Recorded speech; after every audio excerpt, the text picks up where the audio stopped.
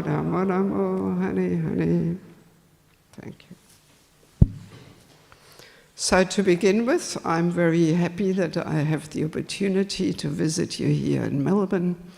It's been 15 years that I was here last. Time flies. And just for those who I'm maybe meeting the first time, let me just quickly introduce myself. So by nationality, I'm German, but I never lived in Germany as a devotee. I actually joined in Australia in 1985, so I'm not a Prabhupada disciple. I'm always very embarrassed when people think I'm a Prabhupada disciple. Just because I'm getting more wrinkly, people think you must be a Prabhupada disciple.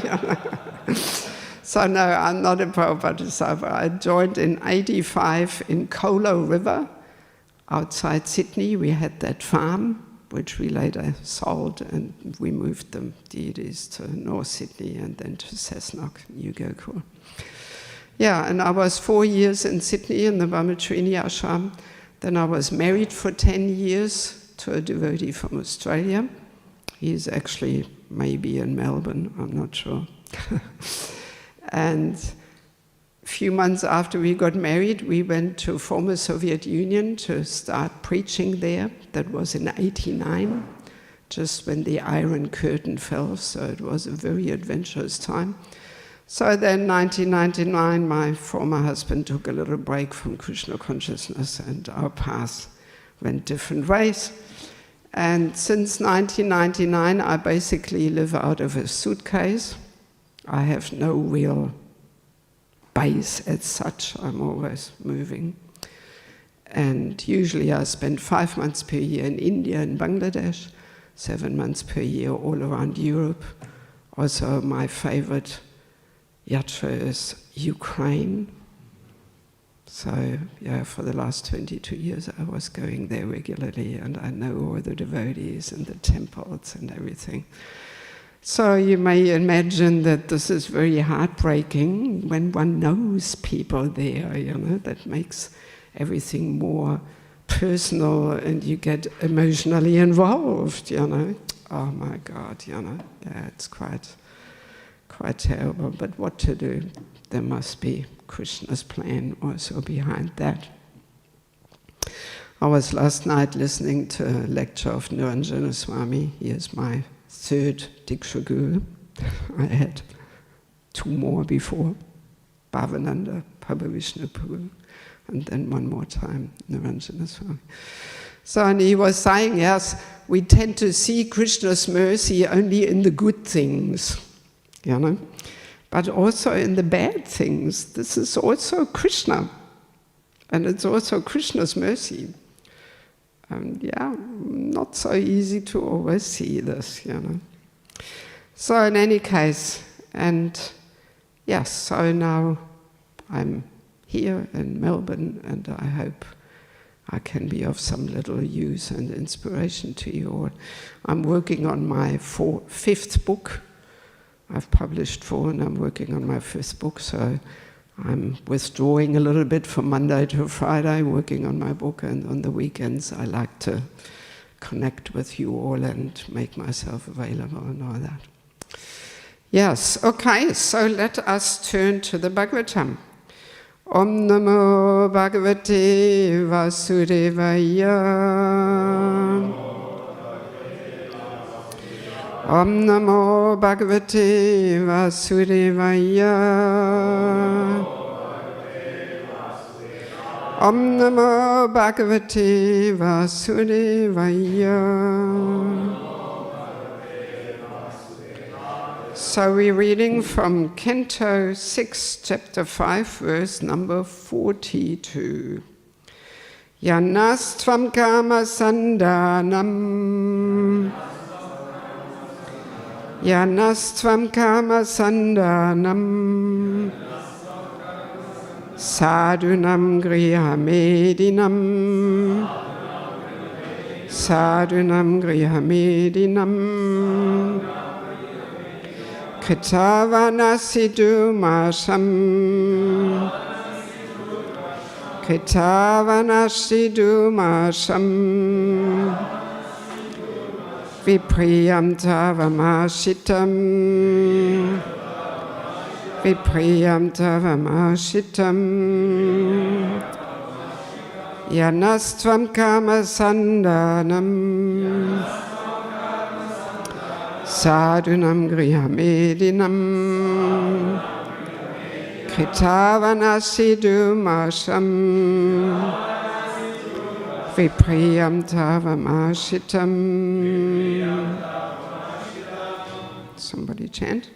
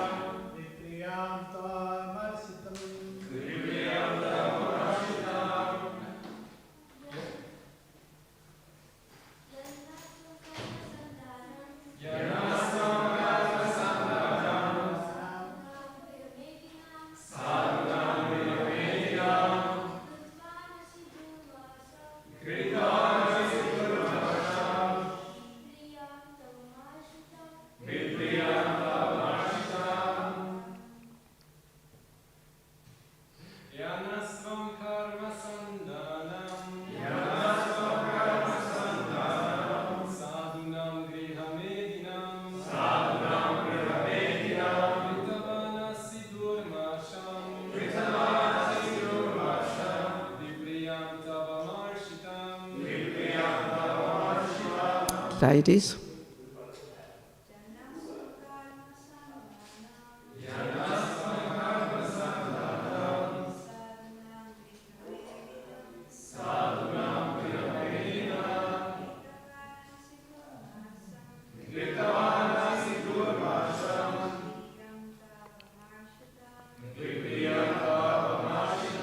Yat, which, na, unto us. Tvam, you, Kama Sandanam, who strictly follow the fruitive ritualistic ceremonies according to Vedic injunctions. Sadhunam, who are honest, because we honestly seek elevated social standards and bodily comfort. Grihamedinam, although situated with a wife and children. Kritavan Asi, have created. Dumasham, unbearable. Vipriyam, wrong. Tava, you. Marshitam, forgiven. Translation by Srila Prabhupada. Although I live in a household life with my wife and children, I honestly follow the Vedic injunctions by engaging in fruitive activities to enjoy life without sinful reactions. I have performed all kinds of yagyas, including the Deva Yagya, Rishi Yagya, Pitri Yagya, and Nri Yagya. Because these yagyas are called vratas, vows, I am known as a Griha Vrata. Unfortunately, you have given me great displeasure by misguiding my sons for no reason to the path of renunciation. This can be tolerated once. Purport by Srila Prabhupada. Prajapati Daksha wanted to prove that he had been more tolerant in not having said anything when Narada Muni, for no reason, induced his 10,000 innocent sons to adopt the path of renunciation. Sometimes householders are accused of being grihamedis. For Grihamedis are satisfied with family life without spiritual advancement. Grihastas, however, are different, because although Grihastas live in household life with their wives and children, they're eager for spiritual advancement. Wanting to prove that he had been magnanimous to Narada Muni, Prajapati Daksha stressed that when Narada had misled his first sons, Daksha had taken no action. He had been kind and tolerant. He was aggrieved, however, because Narada Muni has misled his sons for a second time. Therefore, he wanted to prove that Narada Muni, although dressed like a sadhu, was not actually a sadhu. He himself, although a householder, was a greater sadhu than Narada Muni. So when I read the purport, I had to smile to myself, since Prabhupada mentions Grihamedis and Grihastas, because that's exactly the topic I'm writing on now. How to make one's family life into an ashram, because this is not such an easy thing, actually. I dare say we are not quite there yet. We are not quite there yet. We can imagine there's a whole spectrum. Here we have Grihamedi life, family life for sense enjoyment, maybe pious, like here Daksha also says, he performs so many yagyas, but why? To actually enjoy family life without getting sinful reactions. So that's actually Grihamedi life. Even though one may follow so many rules and regulations, give in charity, this, that. But if the goal is simply to enjoy nice family life, that's Grihamedi life, actually. So we have Grihamedi life on one end of the spectrum, Grihasta ashram on the other. And this is something completely different. Yes. It's a whole thing. And I dare say, in ISKCON worldwide, because of lack of training, people slide into married life without any preparation, without any training. And all we know is usually Grihamedi life, at the best. Actually, once I was giving a seminar on this topic in Mayapur, and one devotee from the audience, he said, Mataji, we are actually not even on the level of Grihamedi life, because Grihamedis don't get divorced. And I was thinking, wow, I had never even thought about that. It really struck me. And I thought, maybe that he is right, So even Grihamedis perform so many pious activities, and they would not get divorced. But looking at our high divorce rate in ISKCON, I think we have to admit we are not quite there yet, so anyway, big topic. But let me first add a few little things to our topic of renunciation, detachment, and knowledge. So yesterday, Radhacharan Prabhu very clearly established that for most of us, it is a gradual process. It is not something we can do like we read here, just by the association of a pure devotee, just to completely jump on the highest platform of renunciation. For most of us, it is a gradual process, And I came across a nice statement, which Prabhupada makes in one of the purports, just to one more time establish the connection between renunciation and knowledge. This is also 4th Canto, 25th chapter, verse 62. Prabhupada says in the... 425.8. Prabhupada says in the purport, knowledge and the spirit of renunciation are the ultimate goal of life. Or we may say, well, the ultimate goal of life is bhakti. But now Prabhupada explains, without knowledge, one cannot become detached from material enjoyment. And without being detached from material enjoyment, one cannot make spiritual advancement. So that's how it connects, you know. We do need knowledge, sambandha gyan, to understand, yes, well, this material world, it's not my home, I'm not meant to be here. There's always death, old age, disease, and let me just not endeavor for material happiness here. You know, that knowledge we need. So, and that should lead to detachment, at least some desire to strive for detachment.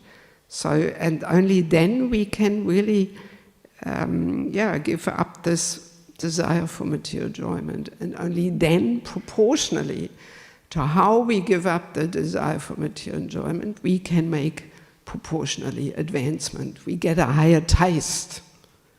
Ultimately, renunciation, detachment, it is a question of a higher taste. And for most of us, it takes a while to get there.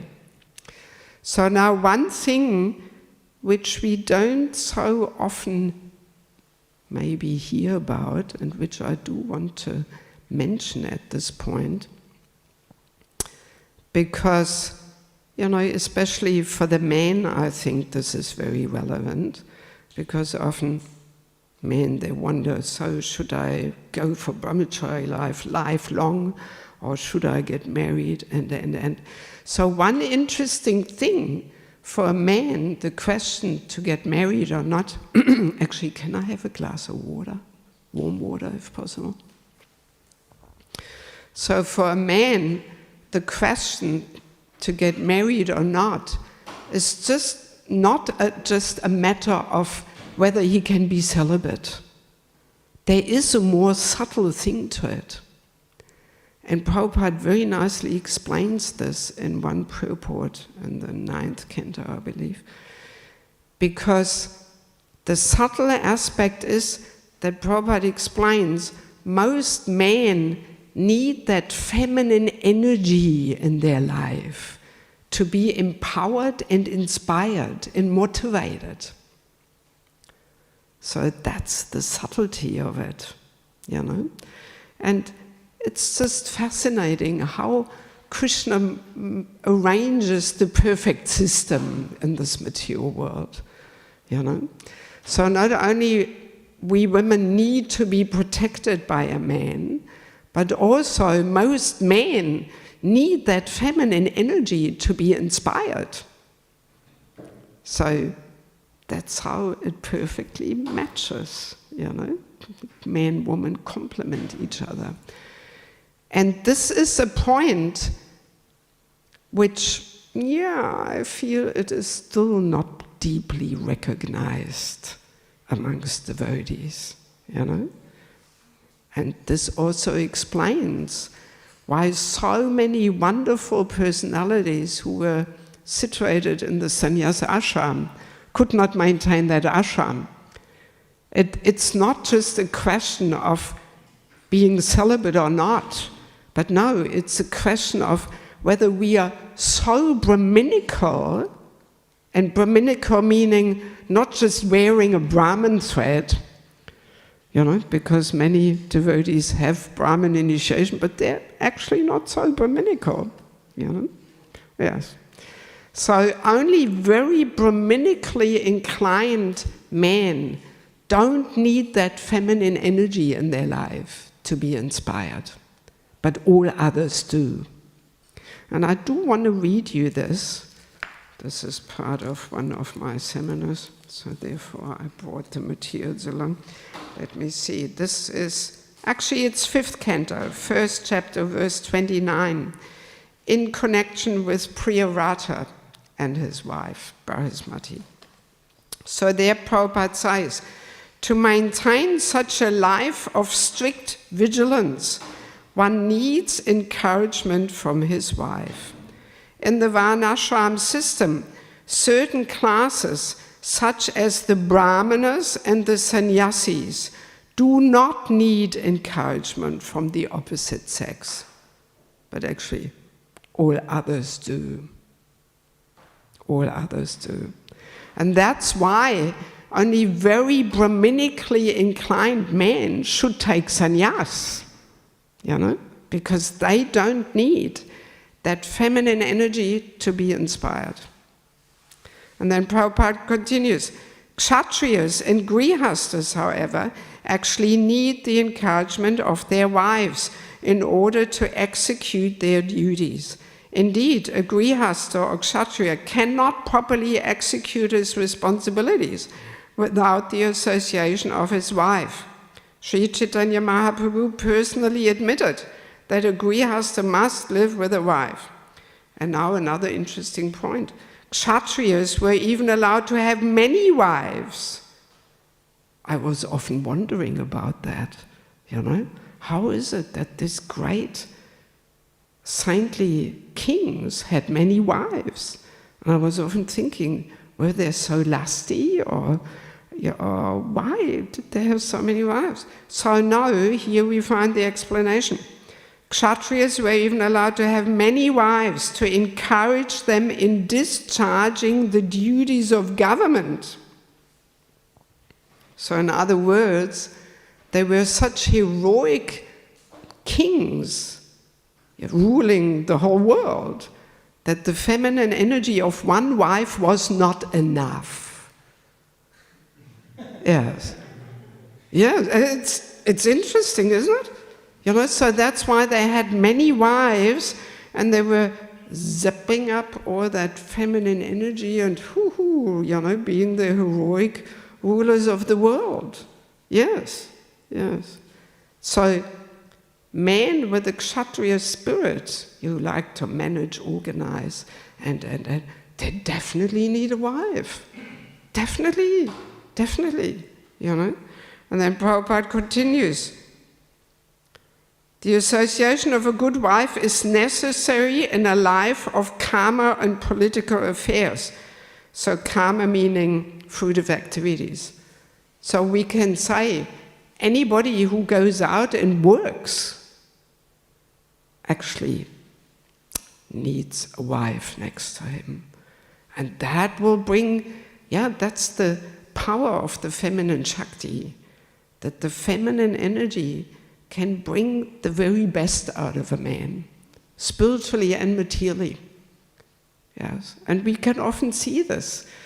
You know, I don't know what the situation is like in Melbourne, but in the Western world, well, we are also in the Western world, but in the Western world, in Europe, there's many men who think, no, I'm not going to get married, but they're also not brahmachari, and they're kind of hanging in between there.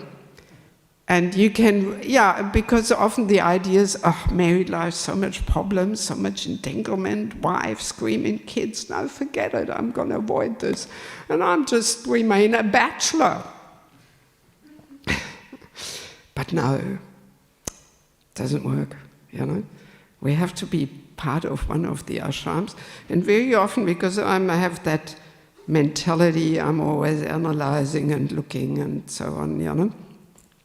And very often we can see that men who are not married and don't have that feminine energy in their life, they're kind of gloomy, prodding along, going to work. But what for, you know, that there is that, what for, you know, is not answered. But then if a man has a beautiful wife next to him who knows how to be the energy, the auspicious source of energy and inspiration to him, that brings him, you know, to his best performance, you know. So I like to always emphasize this whenever the opportunity arises, that for a man to be not married is not just a question of whether he can be celibate or not. There's that subtlety there. You know, whether he needs the feminine energy. And very often we can even observe that if a man is not situated in married life, but he's lacking this feminine energy, then he's stealing a few drops of feminine energy. This is going on, by giving the women attention, by preaching to them, by guiding them, but that is unfair, that's stealing. Because the lady can feel this, oh, he's giving me attention, or maybe he wants to marry me, then she goes to the temple president or such and such Prabhu. I think he likes me, can you ask him, maybe he wants to marry me. So then temple president goes and asks him, and this brahmachari says, me getting married, forget it, no, I'm a brahmachari, I'm just preaching to her. But on the subtle level, there's something else going on, unknowingly, unconscious, because we don't have that knowledge. We don't have that knowledge. And because it's also subtle, then people often fall into these traps, but it is not conducive for spiritual development, Yeah, and because I feel there's just such a lack of education in all these topics. I actually established a little institute for spiritual culture, and I put all these courses together, and now I'm in the process of putting these courses into book form so they can reach more people. So, because of lack of education, another thing I come across so often is that, men get married when they're 48 or 52 or something.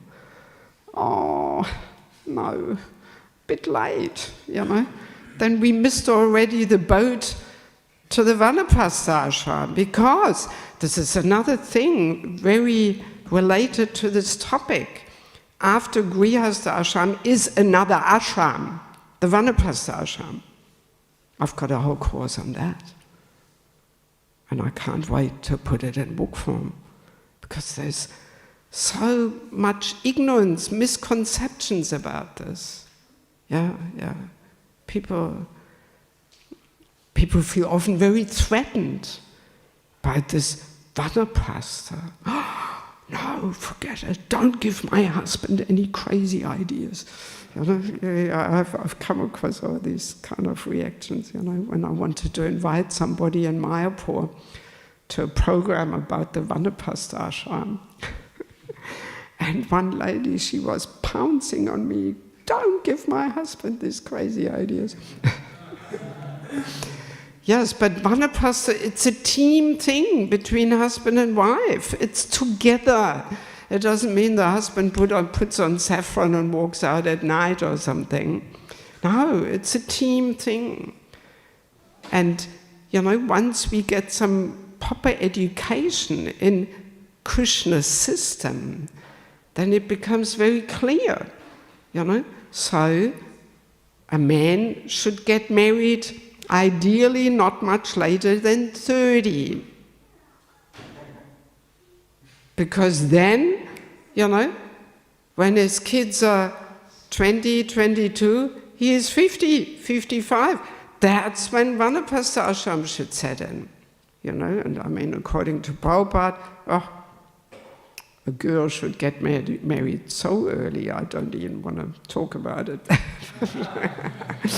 But Prabhupada says, before she enters puberty.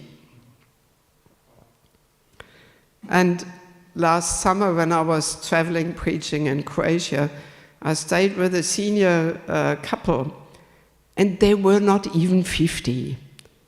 He is 48, she is 45 or 44, and their kids were out of the house, married, settled in the job. They started early.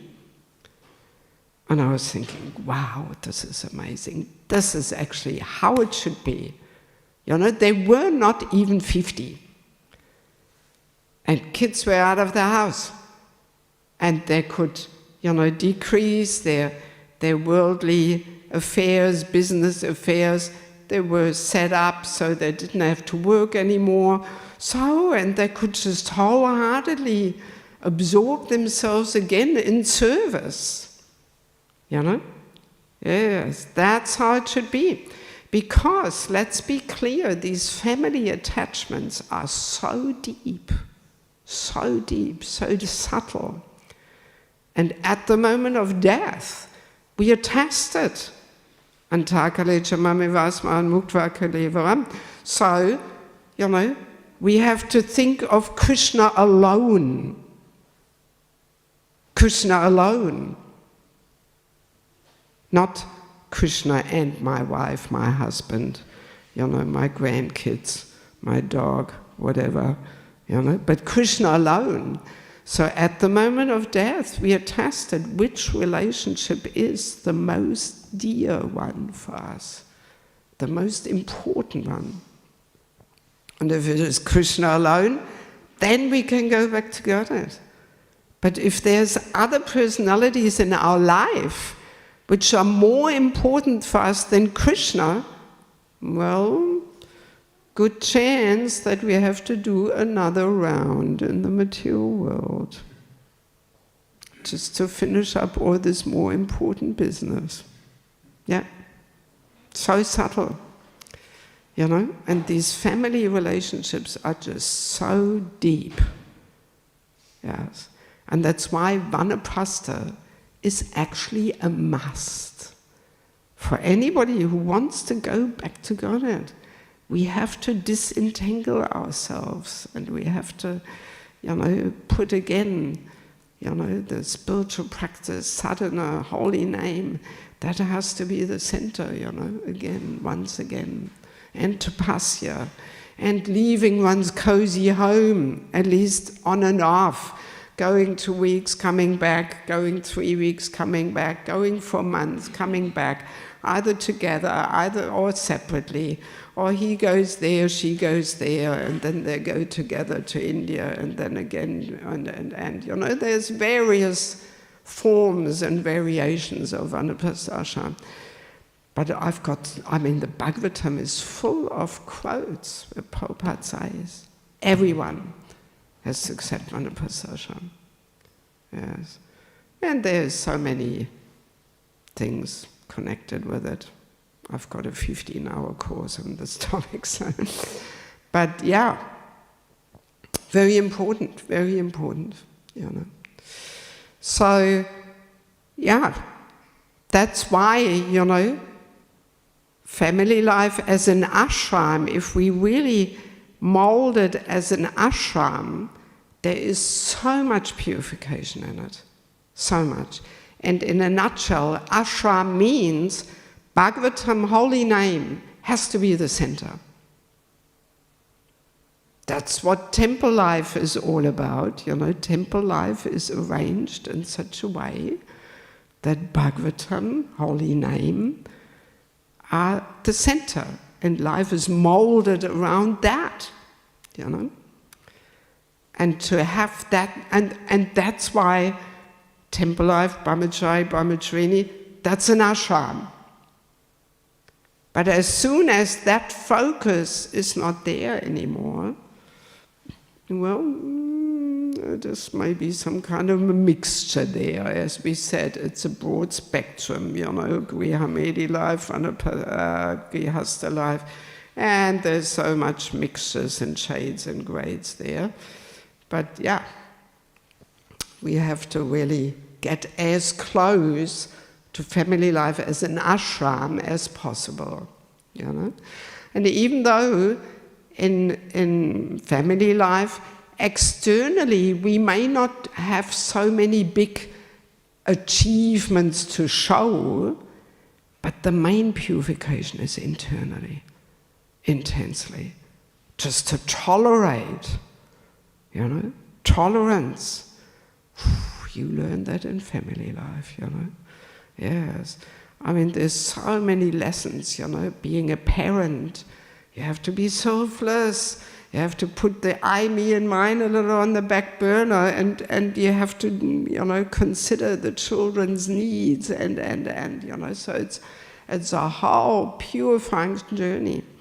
And if a person goes through that journey without getting divorced, then when the kids are grown up, there's such a wealth of life experience and wisdom and realizations, So, and then the Vanapasta ashram, there we can share and preach and travel and.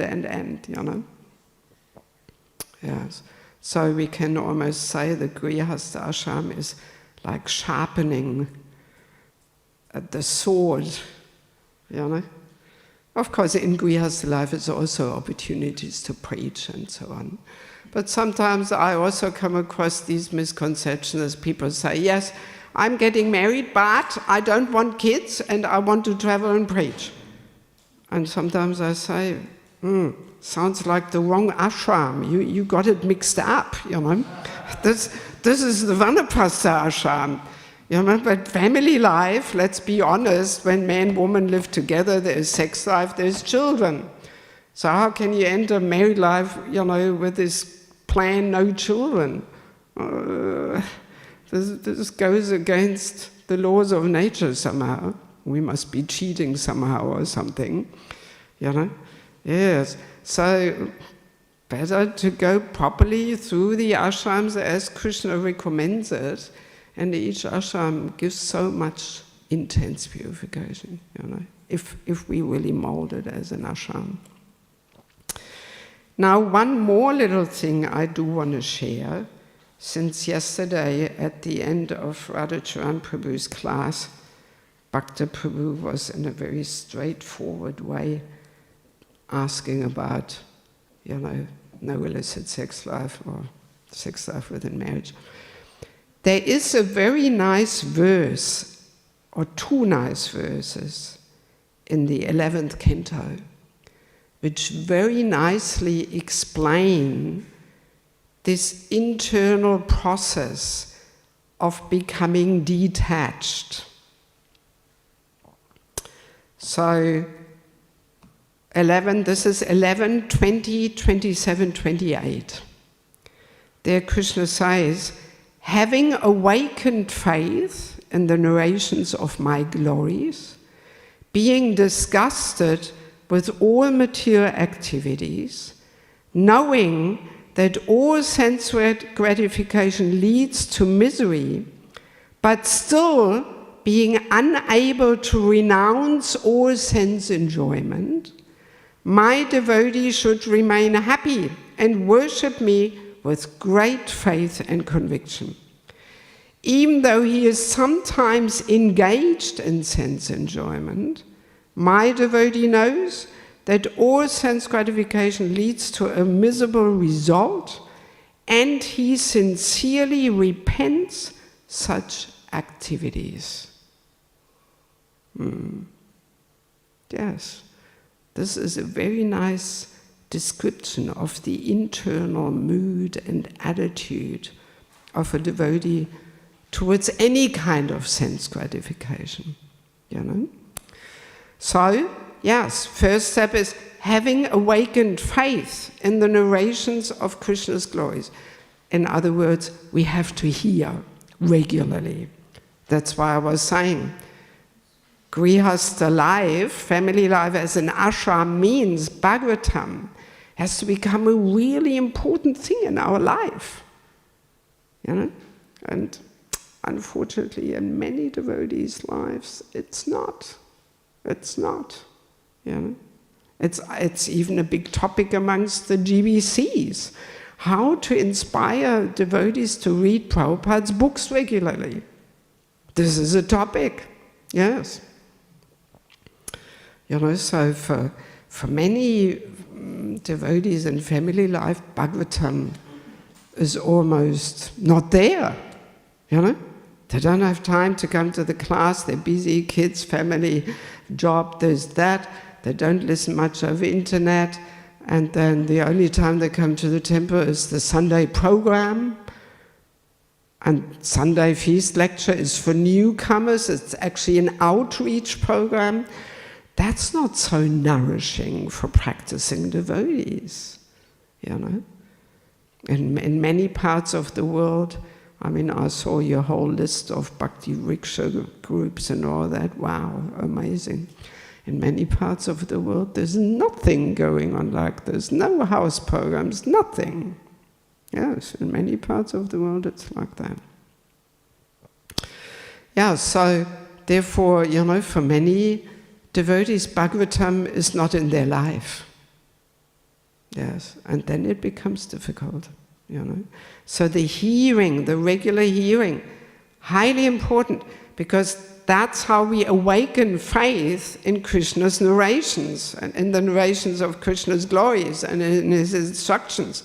And then we should eventually become disgusted with all these material activities. Oh, when will the day come when I can let go of this?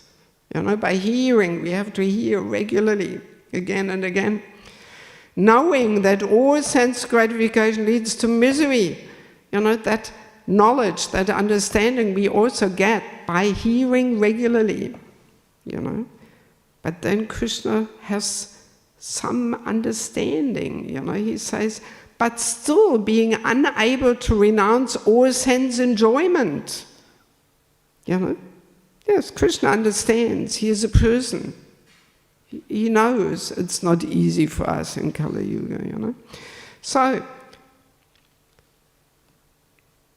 but still being unable to renounce all sense enjoyment, my devotee should remain happy and worship me with great faith and conviction. Meaning, yes, getting up for Mangaladi, either coming to the temple or having Mangaladi at home, that's another simple but yet powerful aspect of family life as an ashram. Is there a Mangalati? You know? And not at 7 or something, then it's not so Mangal anymore.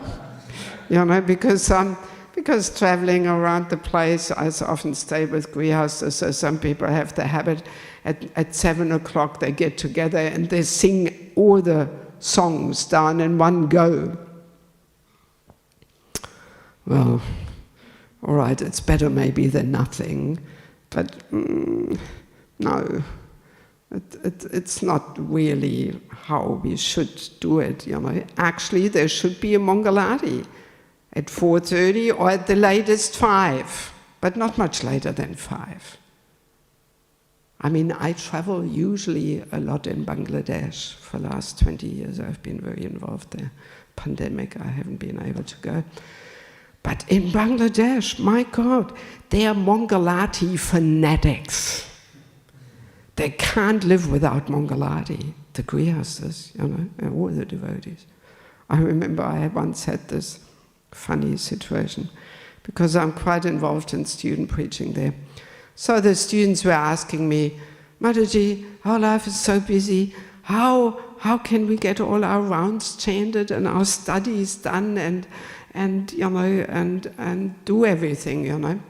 So, and this is many years ago, in my ignorance, I made the following suggestion, which I immediately regretted that I made it. I was saying, well, I guess in the West, people wouldn't have Mangalati. They would just get up and chant.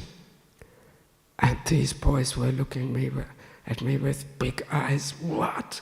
What is she suggesting? No Mangalati? I mean, they were completely struck. And I immediately realized, I said, but here in your country, people like to do Mangalati. I immediately adjusted it, you know. Yeah, so this is the mood there. You know, people have Mangalati in their day. They can't imagine the day starting without Mangalati. Even if you come home after midnight from a big Pandal program and I stay in somebody's house and I think, oh, hopefully they don't have Mangalati tomorrow, I'm too tired. But then sure enough, 4:30, boo, you know, the granny blows the conch through the whole house and she sings and does the Mangalati, you know, yeah. And that's where I understood this is why Prabhupada emphasized Mangalati so much, you know.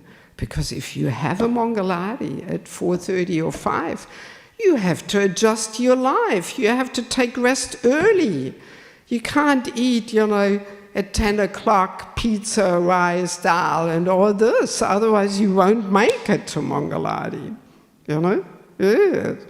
So Mangalarti puts everything into place. Such a simple little detail, Yes. Very powerful detail, very powerful. Yeah, so in any case, my devotees should remain happy and worship me with great faith and conviction. Meaning, yes, Mangalarti, Japa, Bhagavatam, sooner or later I will get there, that I can give up sense gratification. So, and then Krishna continues, even though he is sometimes engaged in sense enjoyment, again, Krishna has some understanding. He's not a hard taskmaster. Oh, he had sense gratification. Oh, forget about him. No, he's compassionate. He understands, So even though he is sometimes engaged in sense enjoyment, my devotee knows that all sense gratification leads to a miserable result. That knowledge is there by hearing regularly. And now comes the crunch. And he sincerely repents such activities. Sincerely repents. It has to be sincere, from the heart, really feeling some remorse, some regret. Oh, when can I finally give up this? I know I shouldn't be doing this, but sorry, Krishna, Yeah, so there has to be some regret. And Krishna's there in the heart. He sees whether it's sincere or whether we just say, it's okay, nobody can follow anyway, and here we go, and Prabhupada had understanding and this and that. Then we are not repenting, So there has to be that regret, Yes. So, this is a very nice, very nice 2 verses which really show us what is the internal mood and attitude of a devotee in connection to sense gratification, Yes. So, going a little bit into details, sometimes I come across this question. Grihastas ask me, so is once a month okay? No, it's not okay, because if you think it's okay, then how can you repent? How can you regret? Right? Yes. So it's not a question of, how often do we engage in sense gratification, but it is a question of, are we trying our very best? Are we trying to minimize it? And do we feel regret? And do we, with great faith and conviction, serve the Lord, and engage ourselves in the process, and not surrender to our weaknesses and attraction to sense gratification. Okay, time is up. Maybe we can quickly see if there's a question. Yes, Prabhu.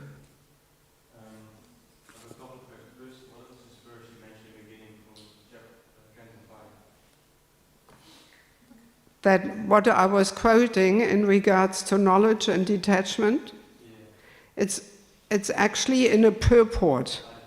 Yes. See, I have my little verse book here where I always copy really nice things which I find, and I put them in under topics. So this was 4:25:8. Yes.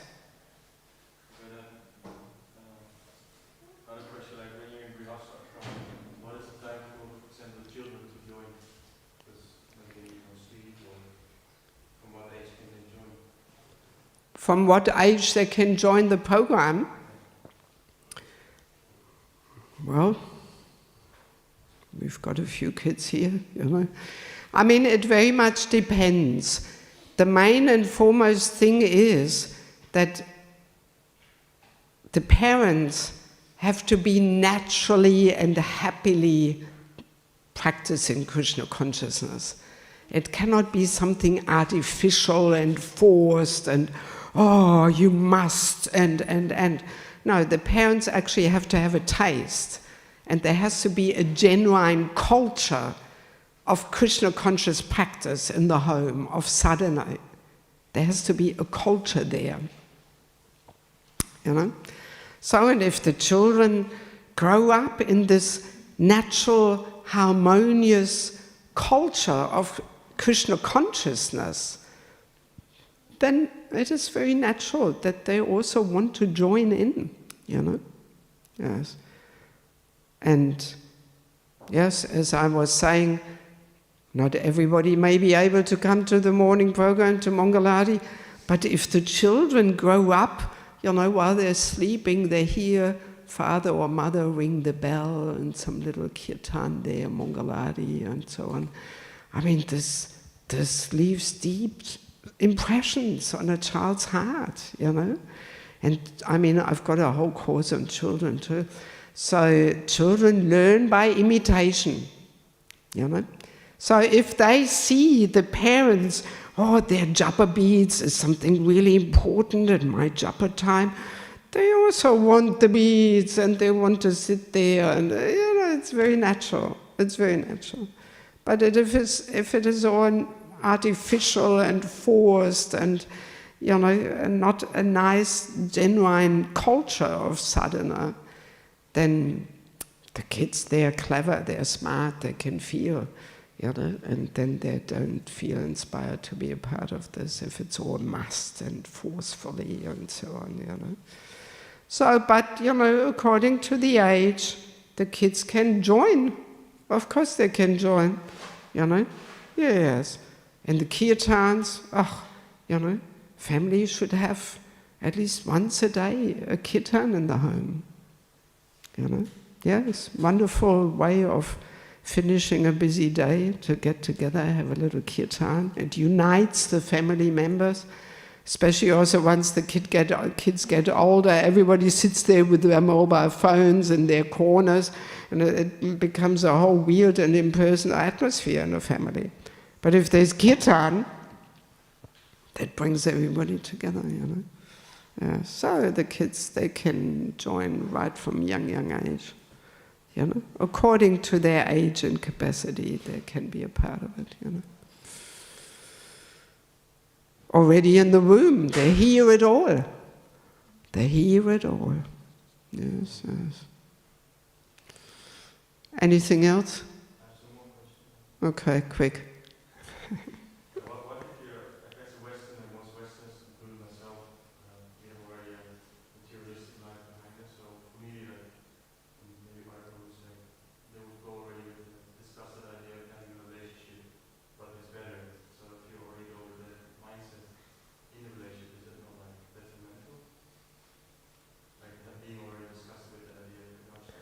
No, hang on, that's a misunderstanding. We should not be disgusted with the idea of grihastha ashram.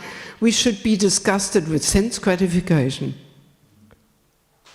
Right? Yes. But grihastha ashram is a whole different thing, as Radhacharan Prabhu was saying yesterday, or maybe the speaker before. All our previous acharyas, they were grihasthas. Most of them. But their family life was an ashram. Yes, it was. There was Mangalati, definitely. You know? Yes. Bhagavatam reading. I mean, I've experienced all these things in Bangladesh. They even still now, when the householders cook their lunch, they cook a huge Raj bhog. They cook all what Mahaprabhu was eating, all his favorite kinds of shak and this and that, you know. They actually cook for the Lord. They don't just open the fridge and say, oh, well, let's have a pot of spaghettis or something. No, they cook a whole big offering. And then they have Raj Bhog in their house after the offering. It's a full-on thing. Family sings the song Bhaja Bhakata Vatsala Shri Hari, describing all the nice items which Krishna and Balaram were eating. They sing that in the family, I mean, it's a whole different thing than what we experience in the Western world, family life. So we should not be disgusted with the grihastha ashram, but we should be disgusted with sense gratification. But family life as an ashram, as I'm saying, for most men and for the women, definitely, it is a must for purification. It's a whole purifying journey. I mean, in one of my books about entering the grihastha ashram, there's a chapter, I don't want to get married. And I'm establishing there this attitude, I don't want to get married. This comes from mundane mindset. What do I like? Do I like to get married or don't I like to get married? And today I like, tomorrow I don't like. This is taking instruction from the mind, And this is not the approach we should have in regards to married life as an ashram. There the question is, will this be purifying for me? Will this be helpful for my spiritual progress? Never mind whether I want or don't want, that's not the topic. And if I say, I don't want to get married, it means I have the attitude, I know what's best for me, and I decide I don't want to get married. But that's already the wrong approach. In spiritual life, we accept guidance from seniors, gurus, diksha gurus, shiksha gurus, mentors. It's not a question of I don't want or I want. But there we humbly inquire, will this be helpful? Should I? Will this be conducive for my spiritual development? Whole different approach, There's the approach of humble inquiry and being willing to accept guidance. But with this approach, I don't want to get married, or well, then, who can tell you anything,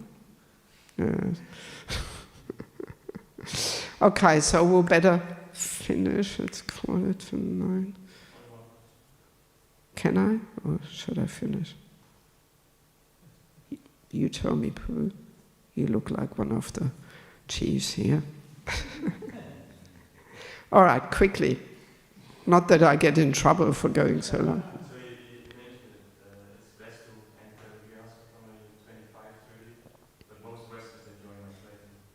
So how long, especially for Prabhus, because I think it is very helpful. Like one of my observation was for the Prabhus at least some Brahmacharya experience. Yes. Some better grihastha. Yes, definitely.